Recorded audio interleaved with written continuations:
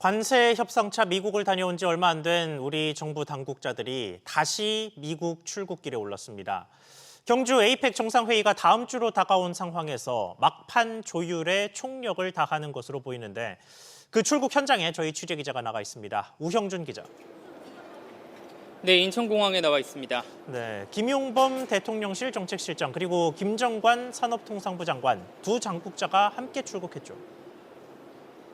네, 그렇습니다. 김용범 정책실장은 귀국 후 4일 만에, 김정관 장관은 불과 이틀 만에 다시 방미길에 올랐습니다. 이번 추가 협의는 어제 이재명 대통령에게 협상 과정을 대면 보고한 다음에 긴급하게 결정된 것으로 전해졌습니다. 김 실장은 양국 간 의견이 많이 좁혀졌는데 한두 가지는 양국 입장이 팽팽하게 대립하는 분야가 있다고 협상 상황을 전했습니다. 잠시 들어보시겠습니다. 양국 간의 의견이 많이 좁혀져 있는데 추가로 한두 가지 더 아직까지 양국의 입장이 팽팽하게 대립하는 그런 분야가 있습니다. 네, 아무래도 최대 관심사는 경주 에이펙 정상회의에 맞춰서 협상을 타결해낼 수 있냐 하는 부분인데 이 부분에 대해서는 뭐라고 답했습니까? 네, 에이펙 기간에 도널드 미국 트럼프 대통령이 방한 예정임에 따라 2차 한미 정상회담도 예정이 돼 있습니다. 지난 8월 말 백악관에서 열린 회담에선 3,500억 달러 대미 투자 방식 등 핵심 현안에 대한 이견 때문에 문서화로 된 합의에는 이르지 못했습니다. 하지만 최근 상황이 진전이 되는데 한미 모두 경주 정상회담을 기회로 보고 있는 데다 투자 방식과 관련한 일부 쟁점에서 견해차를 굉장히 좁힌 상태입니다. 다만 김 실장은 아직 협상할 부분이 더 남아있다며 에이펙이란 특정 시점에 맞추지는 않겠다 이렇게 조심스러운 입장을 전했습니다. 이 부분도 들어보시겠습니다. 쟁점이 남아있는 상태에서 특정 시점까지만 합의된 그 내용 가지고 MOU를 하고 그런 안은 정부 안에서 지금 고려하고 있지 않고요. 네, 김 실장은 당일치기 일정으로 러트닉 미 상무부 장관과 만나 합의한 문구를 조율할 전망입니다. 지금까지 인천공항에서 SBS 비즈 우형준입니다. 다음으로 물가 소식 연달아 전하겠습니다. 이번 달에 종료될 예정이었던 유류세 인하 조치가 연말까지로 연장됐습니다. 다만 인하의 폭이 줄어들면서 다음 달 기름값이 불쑥 오르는 현상이 나타날 것으로 보입니다. 김한나 기자. 네, 김한나입니다. 네, 인하 폭이 얼마나 줄어듭니까? 휘발유 인하율은 기존 10%에서 7%로 경유와 LPG 부탄 인하율은 기존 15%에서 10%로 조정되는데요. 리터당 유류세의 경우 휘발유는 763원, 경유는 523원 부과될 예정입니다. 이전 조치보다 각각 25원, 29원 오른 수준입니다. 정부는 이번 유류세 인하 조치를 올해 12월 31일까지 2개월 연장하기로 했는데요. 다음 주 국무회의를 거쳐 다음 달부터 시행됩니다. 그러면 다음 달 첫날에 혼란이 좀 있을 텐데 관련해서 정부 대책은 뭡니까? 네, 정부는 유류세 인하폭 축소에 따른 가격 인상을 노린 매점 매석 행위를 막기 위해 석유 제품 매점 매석 행위 금지 등에 관한 고시를 시행했다고 밝혔습니다. 이에 석유 정제업자 등은 이번 달 한 달 동안 휘발유와 경유 반출량을 1년 전보다 115%, LPG 부탄은 120% 이내로 각각 제한해야 합니다. 또 정당한 이유 없이 판매를 거부하거나 특정 업체에 과다 공급해선 안 됩니다. SBS 비즈 김한나입니다. 전체적인 물가 상승세도 보겠습니다. 시차를 두고 소비자 물가에 반영되는 생산자 물가가 한 달 만에 상승세로 전환했습니다.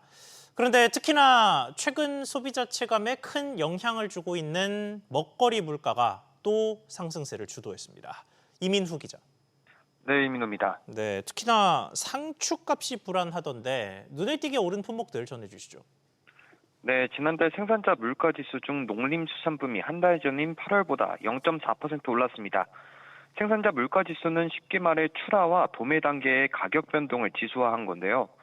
농림수산품이 오른 이유는 지난달 명절과 최근 이상기후의 영향으로 풀이됩니다. 최근 잦은 가을비와 출하 지연으로 농산물 중 상추 가격은 39%, 쌀 가격은 5% 가까이 올랐고요. 또 명절을 앞두고 수요가 몰리면서 소고기 값이 7%, 돼지고기 값이 3% 상승했습니다. 전기요금과 통신요금도 모두 올랐습니다. 여름철을 맞아 한시적으로 시행된 주택용 전기요금 누진 구간 조치가 지난달 종료되면서 주택용 전력이 크게 상승했고 환율과 원료가스 가격이 오르면서 산업용 도시가스도 올랐습니다. 또 지난 8월 SK텔레콤의 통신요금 50% 감면 조치가 종료되면서 가격이 다시 정상화되자 이동통신 서비스는 36% 올랐습니다. 이외에도 주가가 전반적으로 오르면서 위탁 매매 수수료 역시 4.9% 상승했습니다. 자, 그러면 이런 변동을 모두 합산한 전체 생산자 물가는 어땠습니까? 네, 지난달 생산자 물가지수는 전달보다 0.4% 상승한 것으로 잠정 집계됐습니다. 지난 8월 생산자 물가지수는 0.1% 떨어지며 하락세로 전환했는데 한 달 만에 다시 반등한 겁니다.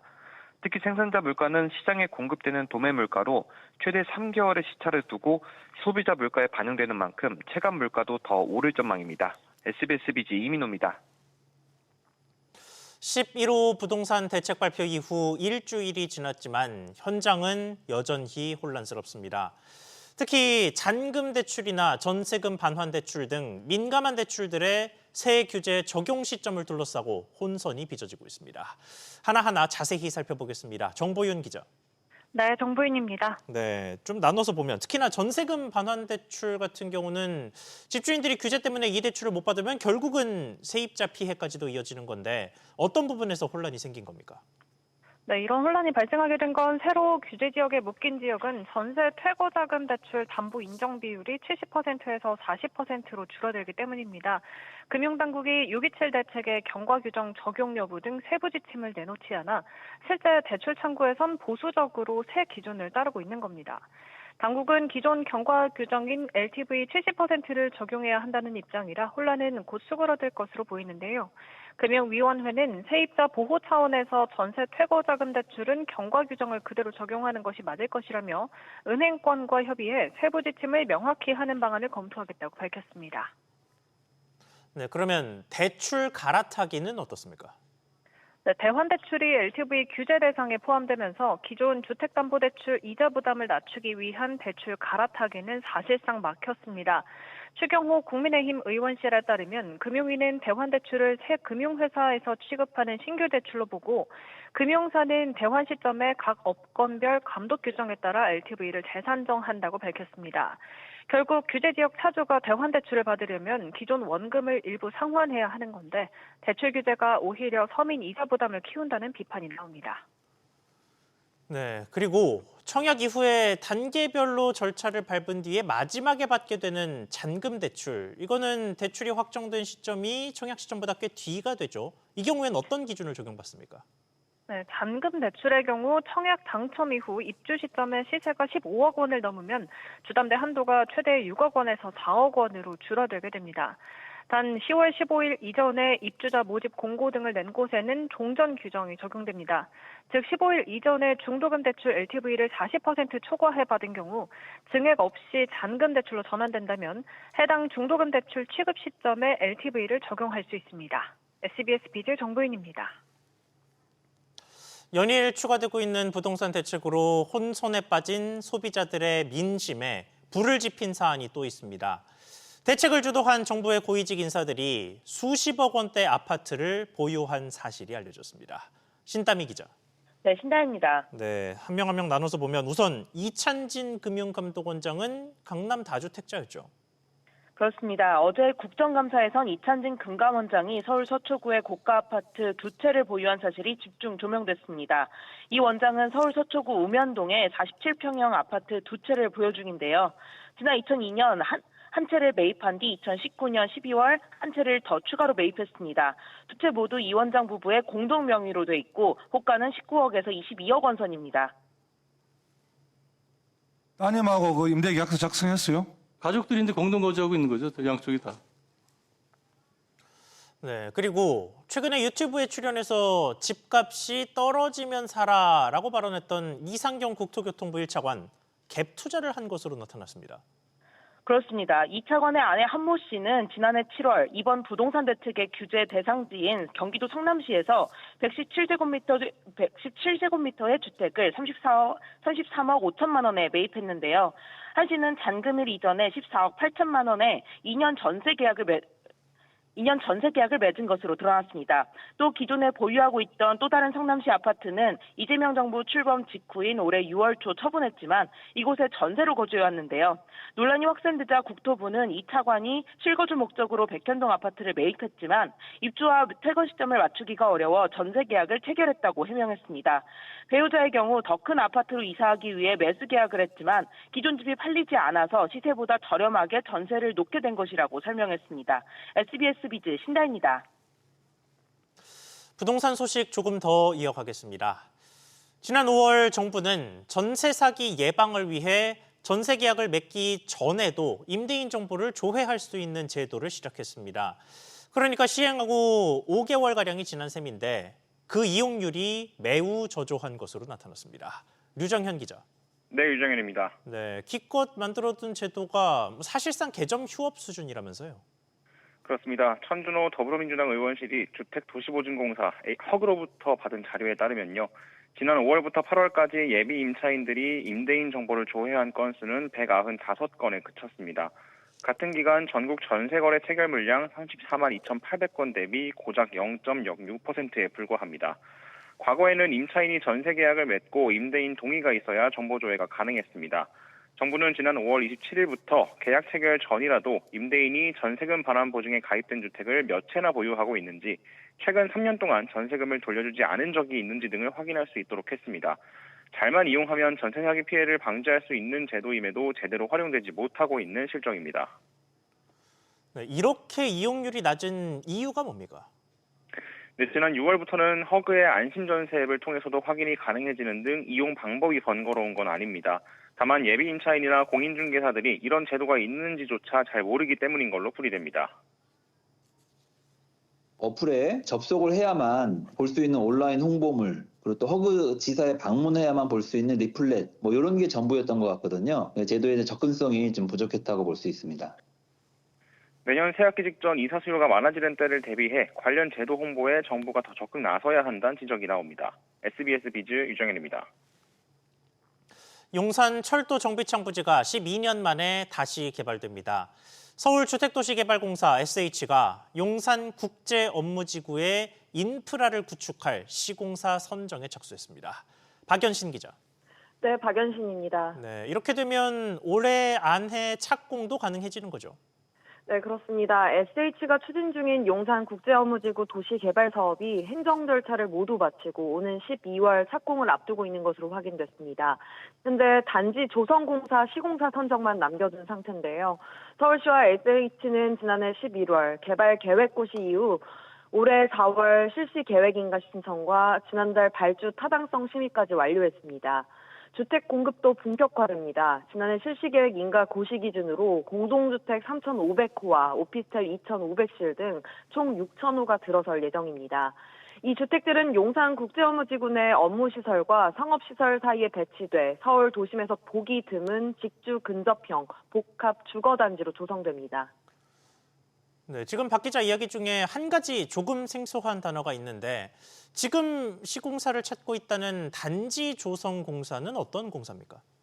네, 이번 단지 조성공사는 주택 공급에 기반이 되는 도시의 뼈대를 세우는 공사인데요. 도로, 상하수도, 공동구 같은 도시 인프라를 구축하는 겁니다. 공사 기간은 약 45개월로 3년 반 정도 예상되고 있습니다. 1,500억 원에 달하는 공사비를 들여 45만 6천 제곱미터의 단지 조성 공사가 진행되면 이후 오피스와 상업시설, 업무지구 등 본격적인 고층 개발이 이어질 예정입니다. 공공이 기반 시설을 먼저 닫고 민간이 이후 복합 업무시설과 주거시설을 조성하는 공공주도형 구조인 건데요.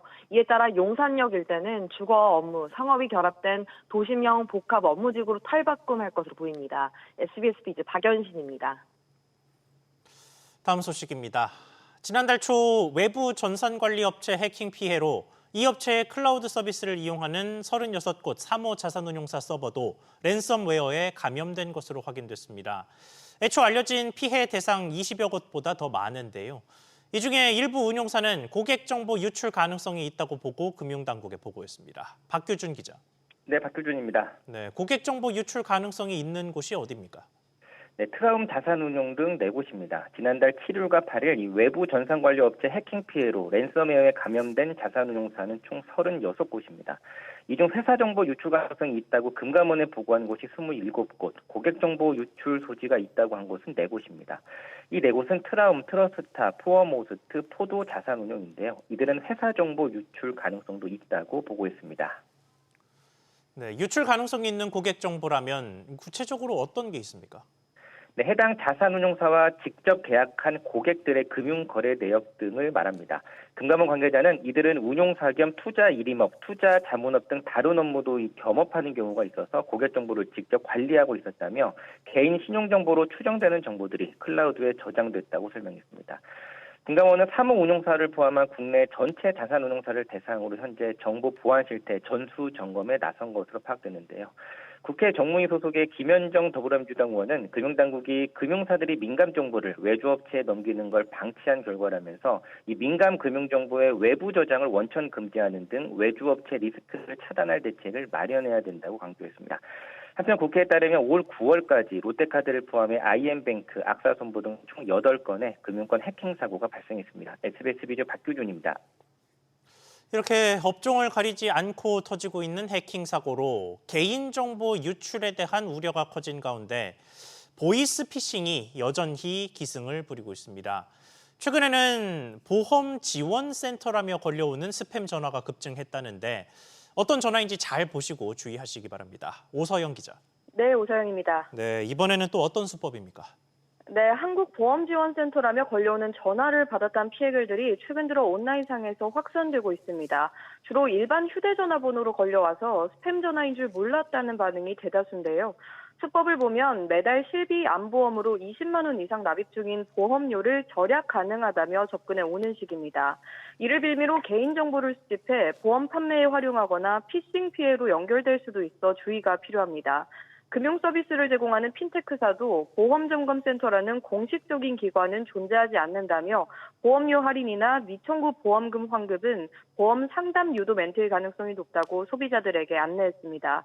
실제로 보험 유관기관들은 어떠한 경우에도 전화로 일반인에게 개인정보를 요구하지 않기 때문에 보이스피싱으로 인한 피해가 없도록 주의해달라는 입장인데요. 보험 점검이 필요하다면 기존 보험사나 또 공식 설계사와 상담하는 게 안전하다는 조언이 나옵니다. 네, 그러니까 단순 보험 스팸이어도 물론 문제지만 이게 피싱으로 이어지면 더 큰 문제일 테니 미리 조심하는 게 좋겠죠. 이런 가운데 대통령도 보이스피싱을 경고했죠. 네, 그렇습니다. 이재명 대통령은 어제 국무회의에서 보이스피싱은 국제사기 행각으로 대책을 더 강력하게 만들어 시행해야 한다고 강조했습니다. 캄보디아 사태로 심각성이 이제 드러나고 있다며 쉽게 뿌리 뽑혀지지 않을 거라고 언급했는데요. 현재 국조실에서 보이스피싱 전담 조직을 만들어 운영하고는 있지만 근본적으로 새로운 운영이 필요하다 당부하며 필요시 인력 등을 더 지원할 방침을 밝혔습니다. SBS 비즈 오서영입니다. 가을 웨딩 시즌에 맞춰 주얼리 가격이 줄줄이 오르면서 예비 부부들의 예물 부담이 커지고 있습니다. 업체들은 치솟는 금값 때문에 어쩔 수 없다는 설명이지만 명품 업체들은 1년 사이에도 수차례 가격을 올리고 있습니다. 최윤하 기자. 네, 최윤하입니다. 네, 이번에는 어떤 브랜드들 가격이 오릅니까? 네, 업계에 따르면 3대 명품 시계로 꼽히는 오메가가 다음 달 1일부터 국내 판매 가격을 올립니다. 오메가의 이번 가격 인상은 올해 들어서만 두 번째로 지난 4월에도 인상한 바 있습니다. 명품 주얼리 브랜드들도 줄줄이 인상 대열에 합류하는데요. 불가리가 다음 달 10일 주요 제품 값을 6에서 10% 인상하며 지난 4월과 6월에 이어 올해 세 번째 가격을 올립니다. 티파니도 다음 달 5에서 10% 올해 세 번째 가격 인상에 나서고요. 국내 주얼리 브랜드 골든듀와 미코 등도 이달 말에서 다음 달 초를 기점으로 인상된 가격을 적용할 예정입니다. 네, 마침 간밤에 금값이 크게 떨어지면서 좀 금값이 안정세를 보이고 있는데 그럼에도 이런 명품 업체들이 가격을 내릴 거라는 기대감이 별로 없는 게 1년에도 수차례씩 가격을 올리는 이른바 N차 인상이 보편화되고 있죠. 그렇습니다. 샤넬과 까르띠에도 올해 들어서만 각각 3번씩 가격을 올렸습니다. 금 등 원자재 값이 오른 것도 맞지만 그렇다고 재료값이 내릴 때 가격을 내리는 건 아니다 보니 소비자들로선 N차 인상을 납득하기 어렵다는 반응입니다. 대안으로 중고 명품으로 눈을 돌리는 소비자들이 늘어나면서 명품을 포함한 중고거래 시장은 올해 43조 원 규모로 급성장할 전망입니다. SBS 비즈 최윤아입니다. 국토교통부가 노후 공공청사 개발을 토대로 오는 2030년까지 수도권에 2만 8천 가구를 착공하기 위해 관계기관 회의를 진행합니다. 이번 회의에는 사업 추진 방향과 제도적 기반을 공유하고 기관별 사업 추진 계획을 논의할 예정입니다. 향후 국토부는 지속적인 관계기관 간 논의를 통해 사업 후보지를 발굴하고 연말까지 기관별 건의사항을 반영한 특별법 제정안을 마련할 계획입니다.